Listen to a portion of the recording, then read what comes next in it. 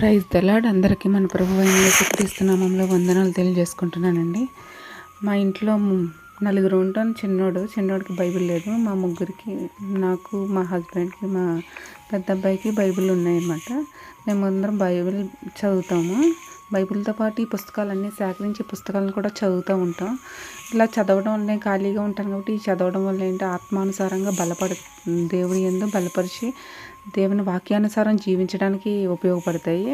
మనం చదవడమే కాకుండా మన పిల్లలకు కూడా ఈ వాక్యాలు చెప్పడం ద్వారా వాళ్ళు కూడా నేర్చుకుంటారు. ఎలా జీవించాలి, వాక్యానుసారం ఎలా జీవించాలి, అలాగే పాపంలో పడిపోకుండా, అలాగే దేవుని యందు భయభక్తులు కలిగి ఎలా జీవించాలనేది తెలుసుకుంటారు. అందుకు వాళ్ళకి నేర్పించడానికి కూడా నేను ఇవి చదువుతూ ఉండడానికి ట్రై చేస్తూ ఉంటాను.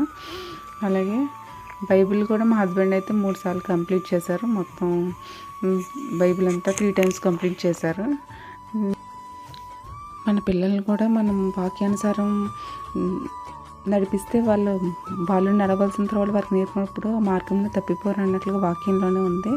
ఆ వాక్యానుసారం జీవించే విధంగా వాళ్ళకి నేర్పించాలి.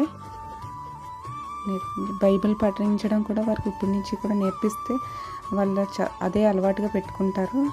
బైబిల్ దేవుడి యందు భయభక్తులు ఉంటే ఈ లోకంలో పడిపోరు, లోకాశల వైపు చూడరు.